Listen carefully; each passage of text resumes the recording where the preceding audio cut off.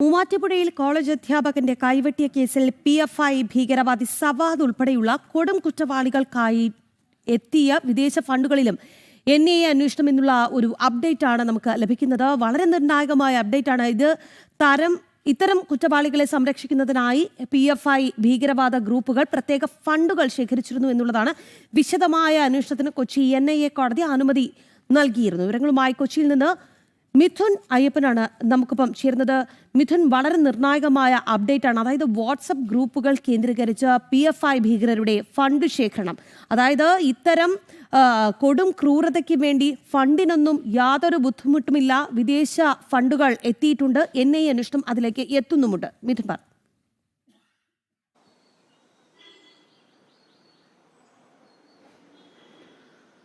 15 വർഷം മുമ്പ് 2010 ജൂലൈ മാസത്തിലാണ് തൊടുപുഴയിൽ ജോസഫ് മാഷിന്റെ കൈ വെട്ടി മാറ്റിയത്.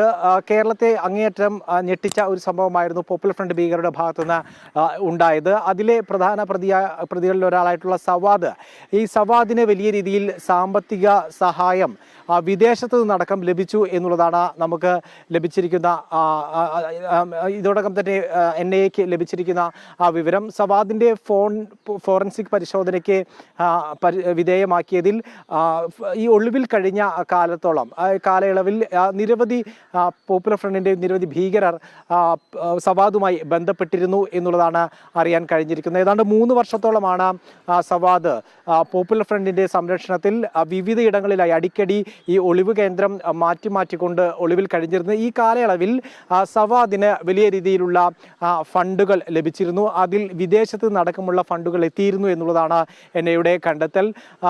ഇതിന്റെ അടിസ്ഥാനത്തിലാണ് ഈ സവാദുമായി ബന്ധപ്പെട്ടവരിലേക്കും അവരുടെ സാമ്പത്തിക ഇടപാടുകളിലേക്കുമെല്ലാം ഇപ്പോൾ അന്വേഷണം നീങ്ങിയിരിക്കുന്നത് എന്നുള്ളതാണ് ഏറ്റവും പ്രധാനപ്പെട്ട കാര്യം. അങ്ങനെയെങ്കിൽ കൂടുതൽ NIAയുടെ കൂടുതൽ നമുക്കറിയാം, NIA ചടുലമായിട്ടുള്ള നടപടികൾ ആകസ്മികമായി പലപ്പോഴും നടത്താറുണ്ട്. തുടർന്നുള്ള ദിവസങ്ങളിൽ അത്തരത്തിലുള്ള നീക്കങ്ങളൊക്കെ ഉണ്ടായേക്കാമെന്ന് നമ്മൾ പ്രതീക്ഷിക്കുകയാണ്.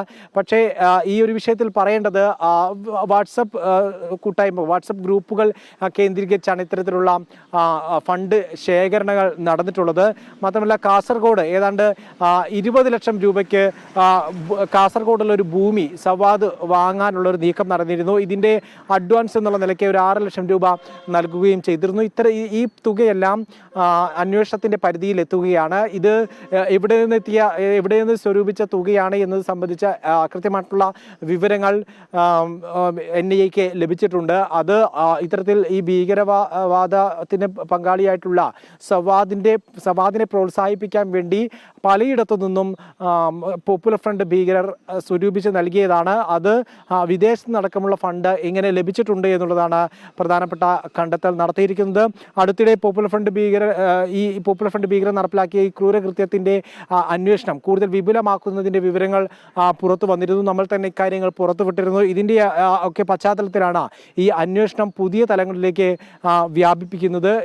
ഈ സവാദിന്റെ സാമ്പത്തിക സ്രോതസ് കൃത്യമായി വിദേശ ബന്ധമുള്ളതും ഭീകരവാദ ബന്ധമുള്ളതാണ് എന്ന് കണ്ടെത്തിയതിനെ തുടർന്നാണ് ഇപ്പോൾ വിശദമായിട്ടുള്ള അന്വേഷണത്തിലേക്ക് നീങ്ങിയിരിക്കുന്നത്. തുടർന്നുള്ള ദിവസങ്ങളിൽ അങ്ങനെയെങ്കിൽ ഇപ്പോൾ അകത്തല്ലാത്ത പുറത്തുള്ള പോപ്പുലർ ഫ്രണ്ട് ഭീകരർ ഇപ്പോഴും പല മേലങ്കികളും അണിഞ്ഞ് സമൂഹത്തിൽ ഇടപെടുന്ന രാഷ്ട്രീയക്കാരുടെ പേരിലും അതുപോലെ തന്നെ മറ്റ് സാമൂഹ്യ പ്രവർത്തകരുടെ പേരിലെല്ലാം ഇപ്പോഴും സമൂഹത്തിൽ ഇടപെടുന്ന പല പോപ്പുലർ ഫ്രണ്ടിൻ്റെ സ്ലീപ്പർ സെൽ എന്ന് തന്നെ വിശേഷിപ്പിക്കാവുന്ന തരത്തിലുള്ള കേന്ദ്രങ്ങളുണ്ട്. ആ കേന്ദ്രങ്ങളിലേക്ക്, ആ വ്യക്തികളിലേക്ക് കൂടുതൽ അന്വേഷണങ്ങൾ തുടർന്നുള്ള ദിവസങ്ങളിൽ നീങ്ങുകയും കടുത്ത നടപടിയിലേക്ക് NIA നീങ്ങും എന്നുള്ള സൂചനയാണ് ഇതിൽ നിന്ന് ലഭ്യമാകുന്നത്. ഏതായാലും സാമ്പത്തിക സ്രോതസ് സംബന്ധിച്ച് ചില സൂചനകൾ NIAക്ക് ലഭിച്ചിട്ടുണ്ട്. അതിൽ കൂടുതൽ വിശദമായിട്ടുള്ള അന്വേഷണത്തിലേക്ക് കടക്കുകയാണ് ദേശീയ അന്വേഷണ ഏജൻസി. ഒന്നും രണ്ടും വർഷമൊന്നുമല്ല, 14 വർഷം.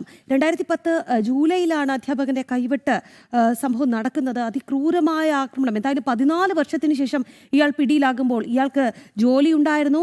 ഇയാൾ മട്ടന്നൂരിൽ നിന്ന് പിടിയിലാകുമ്പോൾ ഷാജഹാൻ എന്ന പേരിലാണ് ഒളിവിൽ കഴിഞ്ഞിരുന്നത്. ഇയാൾക്ക് അവിടെ ജോലി ചെയ്യുന്നു, ഒപ്പം തന്നെ കൃത്യമായ ഒരു സാമ്പത്തിക സഹായം ലഭിക്കുന്നു.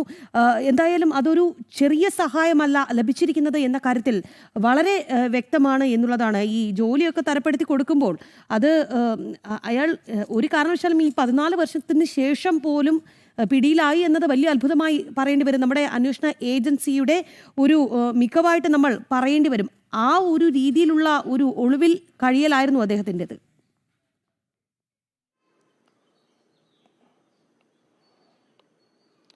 തീർച്ചയായും ഇപ്പോൾ ഈ കൈവെട്ട് കേസ് സംസ്ഥാന തലത്തിൽ അന്വേഷണം നടക്കുമ്പോഴെല്ലാം തന്നെ എത്രത്തോളം ഏകപക്ഷീയമായിട്ടുള്ള നീക്കമാണ് അന്വേഷണ ഏജൻസികൾ, അന്വേഷണ സംഘങ്ങൾ നടത്തിയത് എന്നുള്ളത് നമ്മൾ കണ്ടതാണ്. പിന്നീട് എൻ ഐ എ ഏറ്റെടുത്ത ഇതിൻ്റെ അന്വേഷണം ത്വരിതഗതിയിലാക്കിയപ്പോഴാണ് യഥാർത്ഥ പ്രതികളിലേക്ക് എത്തുകയും ഭീകരവാദത്തെ അടച്ചുപൂട്ടുന്ന തരത്തിലുള്ള കടുത്ത നടപടിയിലേക്ക് എൻ ഐ എ നീങ്ങുകയും ചെയ്തത്. പക്ഷേ നമുക്കറിയാം വലിയ രീതിയിലുള്ള പ്രാദേശിക പിന്തുണ പോപ്പുലർ ഫ്രണ്ടിന് ഇവിടെ നിന്ന് ലഭിച്ചിരുന്നു. ആ പോപ്പുലർ ഫ്രണ്ടിന് ലഭിച്ചിരുന്നു മാത്രമല്ല ഈ കൈവെട്ട് കേസിലെ പ്രതികൾക്ക് പ്രത്യേകമായി ലഭിച്ചിരുന്നു. പോപ്പുലർ ഫ്രണ്ടിൻ്റെ കൃത്യമായിട്ടുള്ള സംരക്ഷണത്തിലായിരുന്നു. കണ്ണൂരിലെ മട്ടന്നൂരിലാണ് അവസാനമായി ഇയാൾ താമസിക്കുകയും അവിടെ നിന്നാണ് പിടികൂടുകയും ചെയ്തത്. അപ്പോൾ എത്രത്തോളം പ്രാദേശിക പിന്തുണ ഇയാൾക്ക് ലഭിച്ചിരുന്നു എന്നുള്ളത് മട്ടന്നൂരിലെ ശക്തി കേന്ദ്രം, മട്ടന്നൂരിലെ ഏത് വലിയ രീതിയിൽ രാഷ്ട്രീയ പാർട്ടികൾക്ക് വലിയ സ്വാധീനമുള്ള കേന്ദ്രമാണ് മട്ടന്നൂരെല്ലാം. അവിടെ പ്രാദേശികമായിട്ടുള്ള സ്വാധീനം ലഭിച്ചുകൊണ്ട്, സംരക്ഷണം ലഭിച്ചുകൊണ്ടാണ് പോപ്പുലർ ഫ്രണ്ടിൻ്റെ ഭീകരനായിട്ടുള്ള സവാദ് 13.5 വർഷക്കാലം ഒളിവിൽ കഴിഞ്ഞത്. പക്ഷേ നിതാന്ത ജാഗ്രതയോടെ ദേശീയ സുരക്ഷയ്ക്ക് വേണ്ടി ജോലിയെടുത്ത എൻ ഐ എ ഇത് സംബന്ധിച്ച് കൃത്യമായിട്ട് സവാദിനെ കണ്ടെത്തുകയും അറസ്റ്റ് ചെയ്യുകയും ചെയ്തു. ഇതിൻ്റെ ഈ പിന്നീട് പരിശോധന മൊബൈൽ ഫോൺ രേഖകളെല്ലാം പരിശോധിച്ചപ്പോഴാണ് ഏതാണ്ട് നീണ്ട 13.5 വർഷക്കാലത്തെ മുഴുവൻ ഇടപാടുകളിലേക്കും എൻ ഐ എയുടെ കണ്ണെത്തുന്നത്. അതിലാണ് കൃത്യമായി ഇത്തരത്തിലുള്ള ചില സൂചനകൾ, സാമ്പത്തികമായിട്ടുള്ള ചില ഈ കാലയളവിൽ സവാദിന് ലഭിച്ചിട്ടുള്ള സംരക്ഷണം അത് കൃത്യമായി രാജ്യാന്തര ബന്ധങ്ങളുള്ളതാണ് എന്നത് സംബന്ധിച്ചുള്ള വിവരങ്ങൾ എൻ ഐക്ക് ലഭിച്ചിരിക്കുന്നത്. ഇതിൻ്റെ അടിസ്ഥാനത്തിലാണ് ഇപ്പോൾ കടുത്ത നീക്കത്തിലേക്ക് കടക്കുന്നത്. മുഴുവൻ ആളുകളിലേക്കും ചെറിയ തുക മുതൽ ലക്ഷങ്ങൾ വരെ സവാദിലേക്ക് എത്തിയ കേന്ദ്രങ്ങളെ അടച്ചുപൂട്ടുമെന്നുള്ള ഉറച്ച നിലപാടോടു കൂടിയാണ് ഇപ്പോൾ ഇത്തരത്തിലുള്ളൊരു നീക്കത്തിലേക്ക് കടക്കുന്നത്. സാമ്പത്തിക സ്രോതസ് അത് സവാദിന് ലഭിച്ചവരിലേക്ക് മാത്രമല്ല, സവാദിന് ലഭിച്ച ആളുകളുടെ സാമ്പത്തിക ഇടപാടുകൾ കൂടി കൃത്യമായിട്ടുള്ള, സവാദിൻ്റെ ഇടപാടുകൾ മാത്രമല്ല സവാദിന് സാമ്പത്തിക സഹായം ലഭിച്ച ആളുകളിലേക്ക് കൂടി, അവരുടെ സാമ്പത്തിക ഇടപാടുകളിലേക്ക് കൂടി നീങ്ങുന്നു എന്നുള്ളതാണ്. പല പ്രോക്സി സംഘടനകളും ചില നിഴൽ സംഘടനകൾ ഇതിനെല്ലാം ഒത്താശ ചെയ്യുകയും അതിന് വേണ്ടി പ്രവർത്തിക്കുകയും ചെയ്തു എന്നതടക്കമുള്ള വിവരങ്ങൾ ലഭ്യമായിട്ടുണ്ട്. ഒരു വാട്സപ്പ് കൂട്ടായ്മയടക്കം ഇതിന് പിന്നിലുണ്ടായിരുന്നു. അപ്പോൾ അത്തരത്തിലുള്ള നീക്കങ്ങൾ കൂടുതൽ ശക്തമാക്കുകയാണ് എൻ ഐ എ എന്നുള്ളത് തന്നെയാണ് ഇതിൽ നിന്ന് മനസ്സിലാക്കുന്നത്. കൃത്യമായ സംരക്ഷണം പോപ്പുലർ ഫ്രണ്ടും മറ്റ് കേന്ദ്രങ്ങളും എല്ലാം തന്നെ സവാദിന് നൽകുന്നുണ്ടെങ്കിലും ഇത്തരത്തിലുള്ള സാമ്പത്തിക സ്രോതസ് അടക്കം അരിച്ചു പെറുക്കുകയാണ് ഇപ്പോൾ എൻ ഐ എ ചെയ്യുന്നത്. പൂർണ്ണമായും ഇതുമായി ബന്ധപ്പെട്ടുള്ള പൂർണ്ണമായിട്ടുള്ള കണ്ടെത്തലുകളിലേക്ക് എൻ ഐ എ കടക്കുന്നു, നീക്കങ്ങളിലേക്ക് എൻ ഐ കടക്കുന്നു എന്നുള്ളതാണ് ഇതിൻ്റെ സൂചന.